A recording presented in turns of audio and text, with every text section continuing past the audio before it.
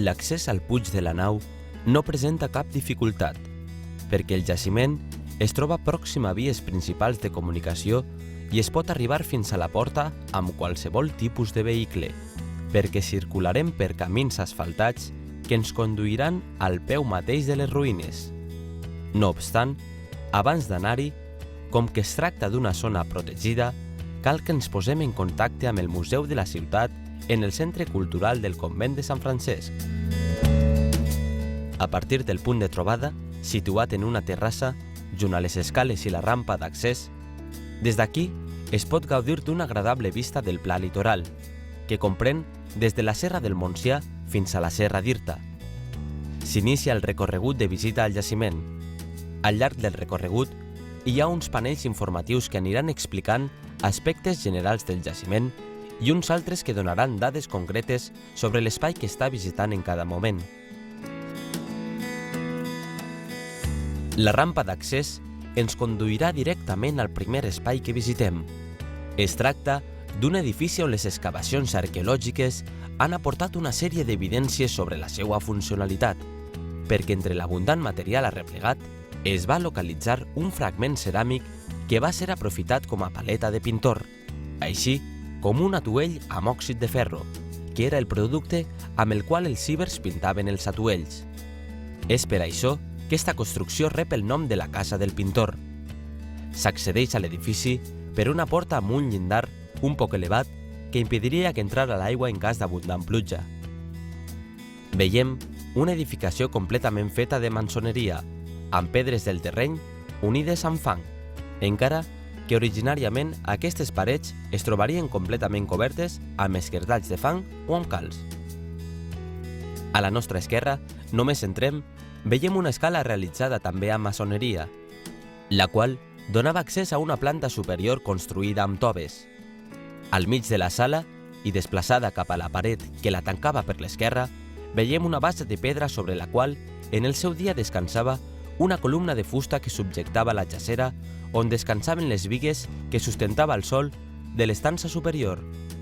Al cantó de l'escala es troba, formant part d'aquesta, una altra pedra que correspon també a una base de columna per a la mateixa jàssera. Com es pot comprovar, l'estança interior no tindria cap més ventilació i il·luminació natural que la pròpia porta, per la qual cosa el treball que es poguera realitzar en el seu interior seria molt restringit.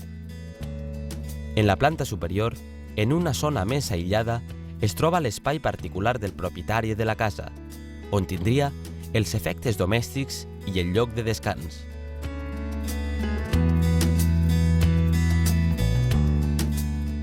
En sortir de la casa del pintor, a la nostra dreta i en el mateix carrer, veiem una altra escala amb característiques paregudes a la visitada anteriorment, però en aquesta ocasió la part superior es troba construïda amb fang, a manera de tàpia.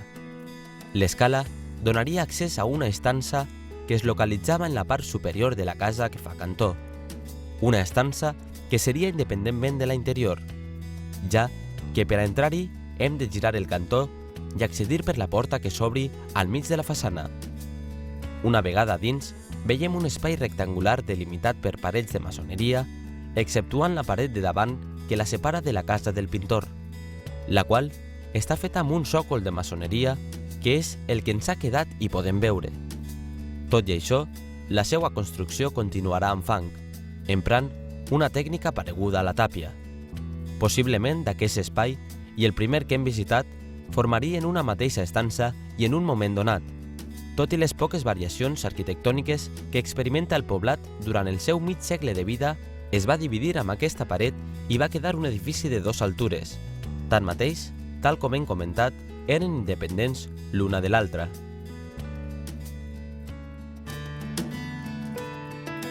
La segona casa que hem visitat es troba en un carrer orientat d'est a oest, que anomenem del pintor de Penthesilea, perquè s'hi va localitzar una copa grega de bona factura amb representacions d'escenes del gimnàs, realitzada per aquest pintor de ceràmica grec cap al 460 abans de Crist.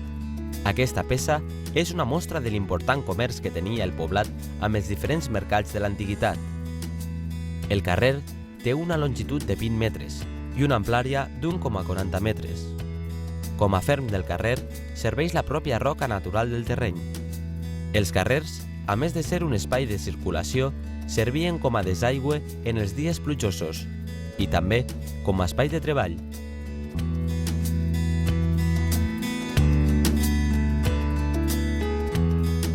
Contínuament pel carrer del Pintor de Pentensilea trobem 3 estances seguides que presenten unes característiques semblants quant a construcció i superfície.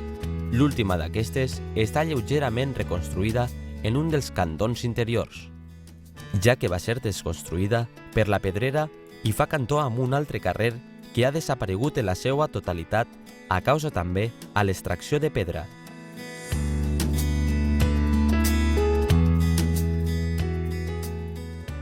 Al cantó oposat a la casa que hem visitat es troba en un espai rectangular amb un extrem destruït per la pedrera. L'excavació arqueològica que s'ha realitzat ha proporcionat abundants àmfores ibèriques i d'Eivissa, per la qual cosa seria un espai destinat a l'emmagatzematge de productes d'aquesta illa, possiblement de vi. Les àmfores es trobaven concentrades en la línia central de l'habitació, on també estava la llar. En la paret que tanca l'estança per l'oest trobem un banc corregut fet de maçoneria, que seria usat per a depositar-hi alguns dels productes que es guardaven en la casa. Junt a les abundants àmfores es va localitzar un fragment de copa grega decorada pel pintor d'Hermonax, tal com es fa constar en el mateix fragment. En aquest espai trobem, doncs, productes provinents de 2 mercats diferents, el púnic, procedent d'Eivissa, i el grec, l'origen del qual es troba en la zona d'Atenes i que arribaria al poblat a través del port d'Empúries.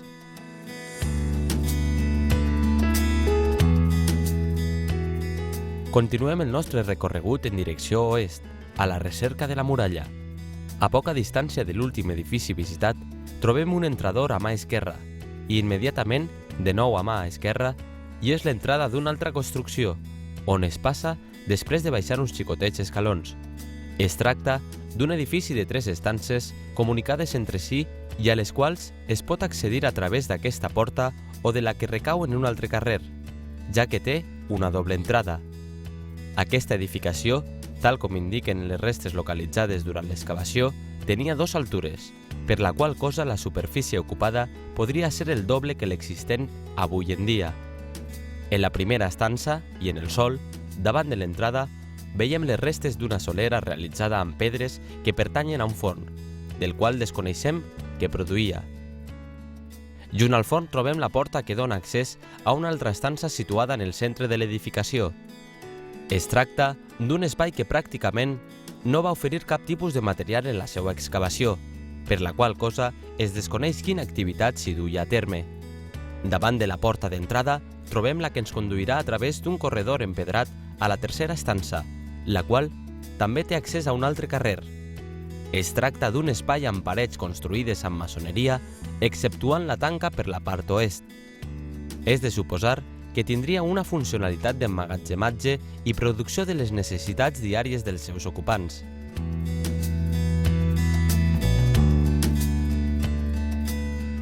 Seguint en direcció oest, a l'esquerra i junt a la muralla, trobem 2 estances. La primera està construïda amb maçoneria, encara que la part est està molt destruïda. Davant de la porta d'accés i al cantó es poden observar encara les restes d'un forn lleugerament alçat. A l'oest de l'edificació, que hem comentat, i separada d'aquest per un mur de maçoneria, hi ha un espai que se situa pràcticament entre la muralla, ja que 2 de les seves parets corresponen al sistema defensiu. S'ha reconstruït part de la coberta, on podem veure el tipus de teulada que tindrien les edificacions del poblat. En aquest espai i en un cantó hi ha una estructura rectangular destinada a la combustió i en el centre es veuen les restes del que era un xicotet forn. Aquesta important presència d'elements de combustió, com són les 5 llars i el forn, així com els abundants molins localitzats durant l'excavació, ens indiquen que segurament aquest espai es va dedicar a la preparació d'aliments panificables.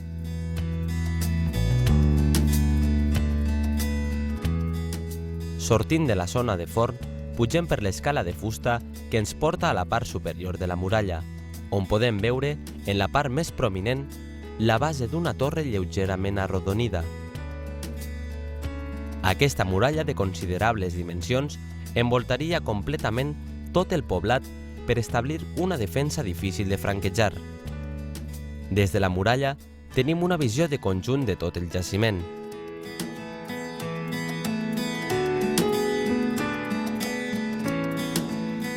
Una vegada baixem de la muralla, veiem un espai dedicat possiblement a l'emmagatzematge i la producció de productes alimentaris. Es tracta d'edificacions rectangulars, que en alguns casos tindrien dues altures. Els abundants atuells de gran capacitat, així com la presència d'àmfores, avalen la funció de magatzem.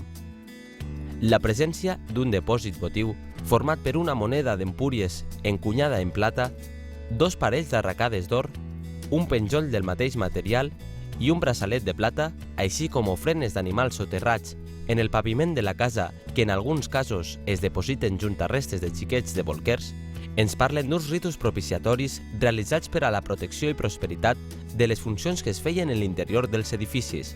Aquest fet ens mostra la importància que tenien per a la població les activitats que s'hi realitzaven.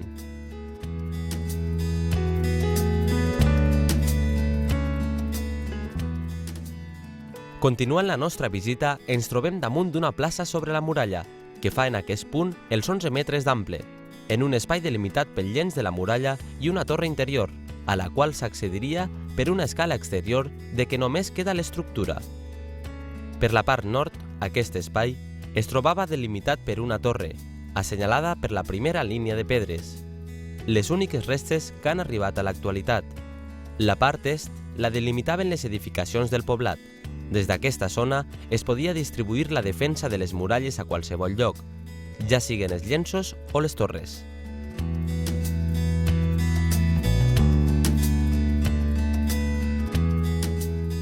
Una vegada sortejada la muralla, ens trobem en un estret corredor delimitat pel propi llenç de la muralla i per una avantmuralla, és a dir, una paret que es trobava per davant de la muralla. Ambdós estructures arquitectòniques conformaven un corredor que s'havia de seguir per arribar a la porta i accedir a la població, mentre s'anava seguint el corredor en qüestió. Des dels llenços de muralla i des de la torre es podia vigilar perfectament qui entrava i impedir-li el pas si no era una persona benvinguda. Seguint el corredor que ens trobem, arribem junt al tall de la Pedrera i a l'esquerra trobem el cos de guàrdia. La muralla forma un reentrant, al cantó de la qual es situaria en la part superior una torre, que vigilaria i protegiria la part esquerra, mentre que en la dreta existiria una altra estructura de la qual ens ha arribat tan sols part de la base. Possiblement seria una torre de tendència arrodonida, que defenia el flanc dret de l'entrada de la població. Al centre d'aquest espai, format per l'estructuració de la muralla, trobem les restes d'una gran llar que donaria servei al cos de guàrdia. La llar està formada per una capa de cudols i per damunt d'aquest, terra endurida i cremada pel foc que s'hi feia. En el fons d'aquest cos de guàrdia es situa una obertura en la muralla que té una amplària de 0,90 metres i que era l'entrada a la població. No seria l'única, però sí l'única que s'ha conservat. La porta dona a un estret corredor que presenta uns escalons que ens conduiran als carrers del poblat. Immediatament després de traspassar la porta d'accés a la població, a mà esquerra, trobem un edifici que per les seves característiques arquitectòniques podem relacionar amb la residència del jerarca del poblat. En efecte, estem davant de l'habitatge més gran de la població. Està dividida en 4 espais, més possiblement unes estances superiors a què s'accediria per una porta situada sobre la muralla al costat de la porta d'entrada de la població. Aquesta porta està assenyalada per un paviment de petxines. L'edifici és l'únic que presenta carrers en la seva construcció, encara que es trobarien en la part superior de la façana. Continuant el nostre recorregut, descendirem per les escales que trobem després de la porta d'entrada a la població i arribarem a uns dels carrers principals, on en la seva part dreta es localitza un edifici que presenta unes parets molt destruïdes. No obstant, la presència d'un escaló que envaeix el carrer per accedir a la porta, així com un corredor enllosat davant d'aquesta, denuncia que l'edifici va ser un lloc d'importància i singular dins de la població. Entre els seus elements construïts destaca la paret oest, que està construïda amb 2 grans lloses de pedra, fet que redunda en el prestigi de l'edificació.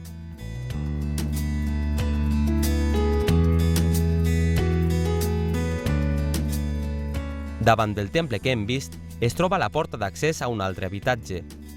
La porta ens dona accés a una xicoteta dependència que formaria el vestíbul de l'habitatge i des d'on accedim a una més àmplia que serviria per al descans dels seus habitants, al voltant d'una llar.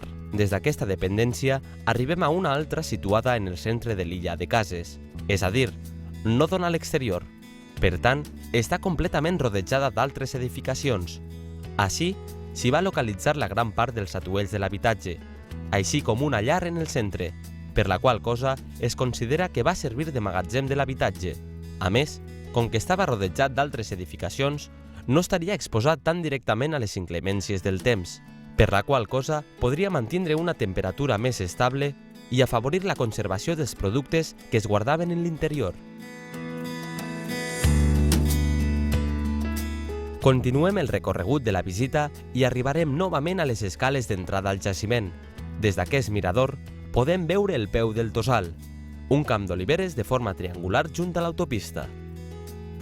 Situat on fa 2 mil·lennis i mig es trobava la necròpolis del poblat. El cementiri era com correspon al ritual funerari ibèric, de cremació. El mort amb la seva indumentària era cremat en una pira, i després les seves restes òssies s'arreplegaven i rentaven per a posar-les dins d'una urna ceràmica i, juntament amb algunes de les seues pertenències, soterrar-lo en el cementeri.